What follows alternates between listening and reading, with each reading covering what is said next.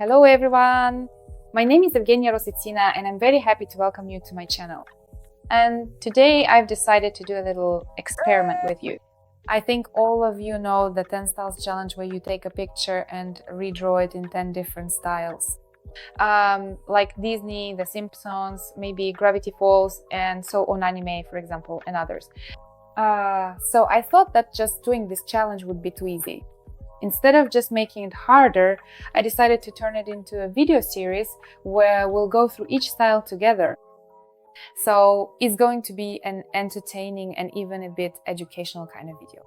Today I decided to break down the Simpsons style with you and show how I drew my own portrait in that style. And I'm thinking that in all the other styles, I'll just draw my portrait from a specific photo as well. I think this experiment should be pretty fun. And please let me know in the comments which style you'd like to explore with me. Maybe it's some cartoon or maybe a particular illustrator. That could be an option too, right? Yeah, I'll check out the most liked responses, the most liked comments and pick from those. All right, my friends, let's get going.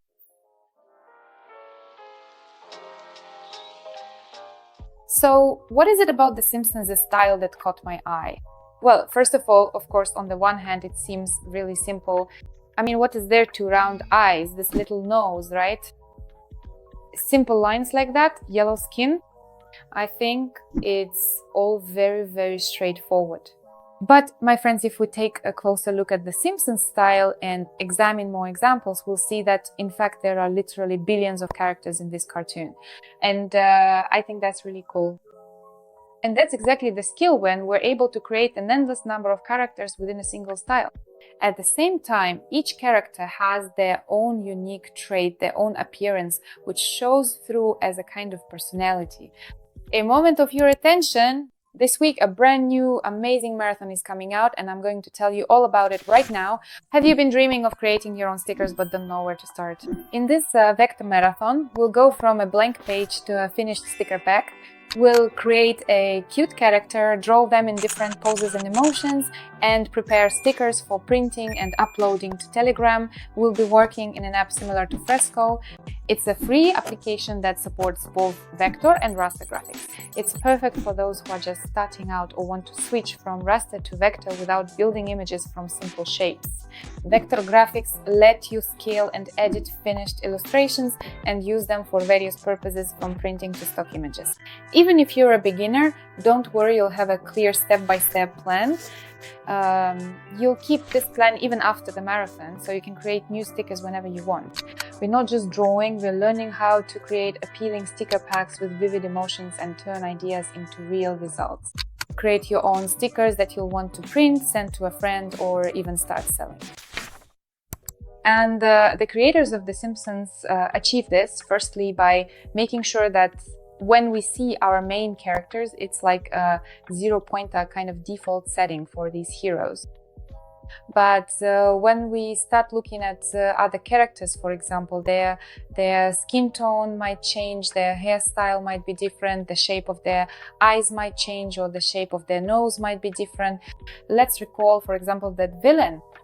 A long, sharp nose, that's the first sign of a villain. Exactly. And because of this, we get a certain kind of variety. And but we can also separately look at the direction where celebrities appear in The Simpsons. Right. And in fact, that's the direction I'm going to focus on. Why? Because, you know, the main characters, the cartoons characters, they're great, right? I mean, I'm not arguing, you can definitely draw your own character in that style too, but I thought I'd like to be a guest character. Exactly. And I want to draw myself specifically in the style of The Simpsons guest celebrities.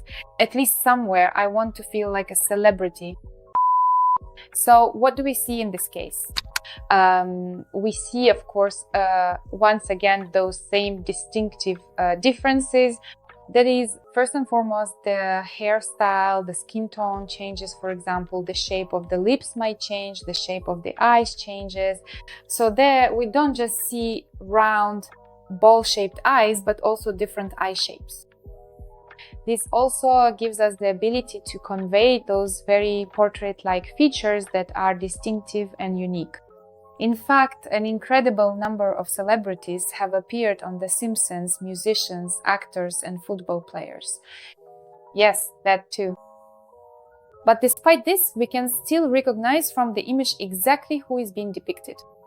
And I believe this is truly the pinnacle, the absolute height of stylization, when with a minimal number of artistic techniques we can express a specific individual. I think this is simply a masterpiece of an achievement. So let's go ahead and start drawing.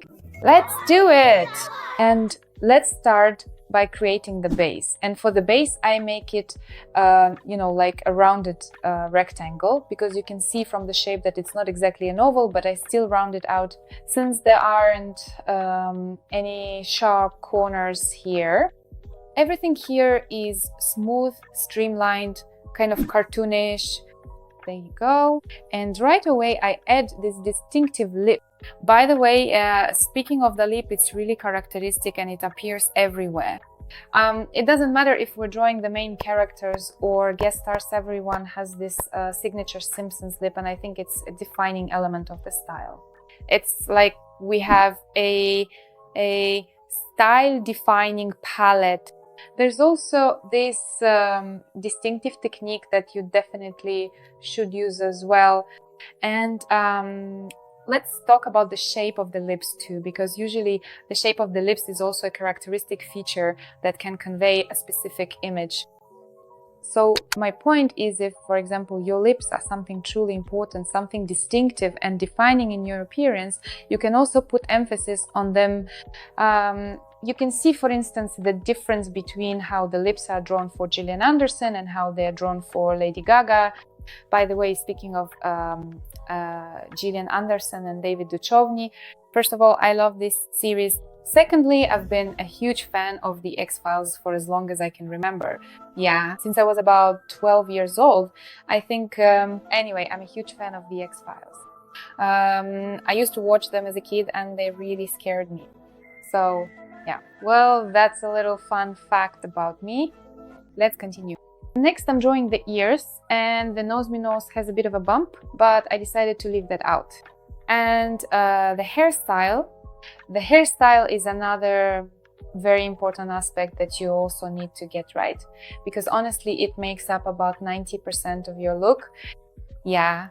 And for example, when I analyze my own hairstyle, most of the time my hair is kind of like a long bob. I also have some kind of bangs. I'm drawing that in as well. And here it's also important to see how it's actually drawn in the cartoon itself. That is, how many details there are, how many individual strands are drawn, and so on. So you need to pay attention to that as well.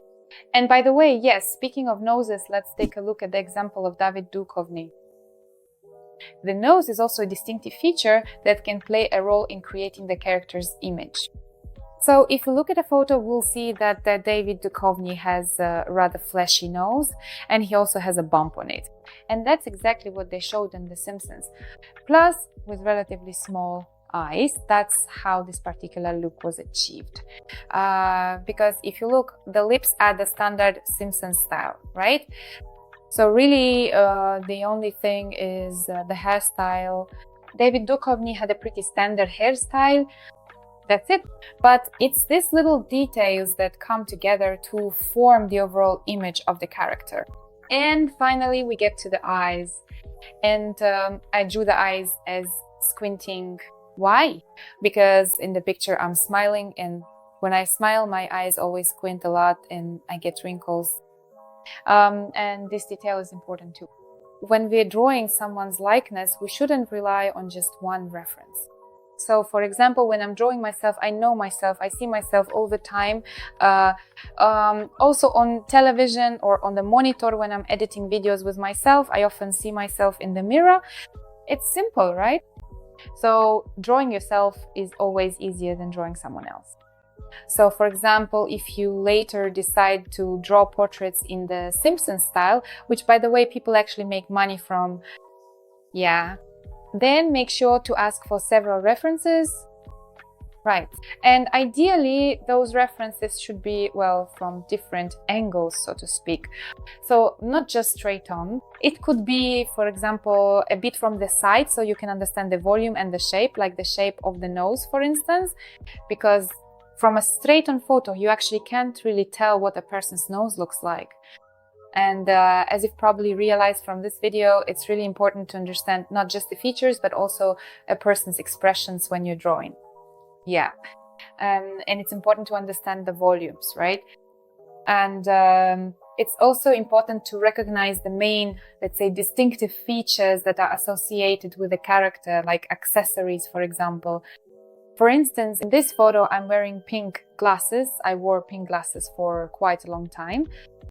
We could get a bit philosophical here, but we won't. So anyway.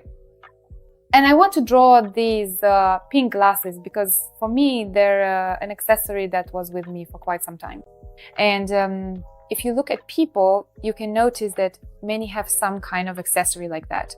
Someone always wears a cap, someone only wears very feminine blouses or only t-shirts, for example, right? Or for example, like Lady Gaga, she always has some kind of crazy costumes, which they also showed in that cartoon. And honestly, they did a really great job with that. Yeah. So yes, it's important not to use just one reference in order to highlight the little details of your future character portrait as clearly and subtly as possible. Now, let's talk about what the Simpsons drawing style actually consists of. This is also a very important detail of any style. The first thing is, of course, a clear and distinct black outline. It's quite, you could say, bold. In other words, we can really see it and it's solid. So it's not a bunch of separate lines or individual little details. Everything is outlined with a clear black contour. And actually, we often see this in cartoon styles. Why is that? Because such a bold, contrasting outline does a great job of separating the character from the background and other details. So, if you are a beginner or if you have trouble with this, outlines are your best friend. Next, let's talk about the color palette. Of course, what's the main thing here? That's right, it's the skin color. By the way, I didn't try to reinvent the wheel, I just took the entire palette from the picture.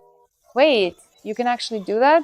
Actually, taking the palette from a reference is totally fine, especially if we're copying a certain style. But if we're working for ourselves, so to speak, we can take the palette from a reference. But in that case, I definitely recommend refining it to suit your own needs, adapting it for yourself, because, well, there are different approaches. For example, you might be working in one direction while the person who created the original image might be working in another. That's it. And it's always very important to analyze how this palette was put together. This way, once again, you gain practical experience working with color.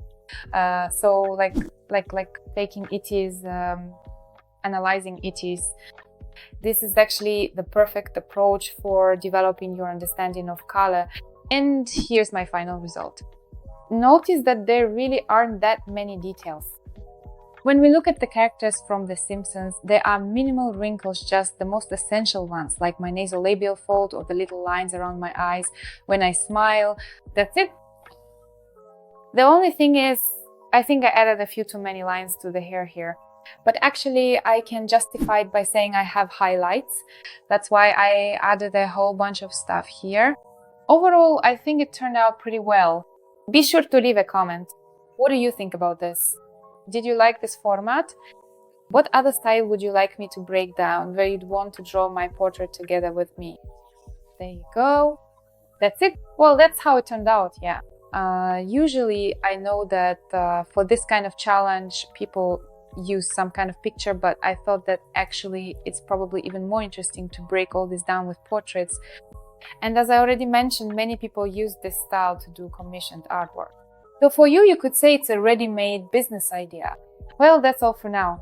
Thank you so much for watching this video. Don't forget to give it a like, and it would be really awesome if you shared this video too. I'll see you in the next video. Wishing you all the best, lots of creative inspiration, and bye-bye!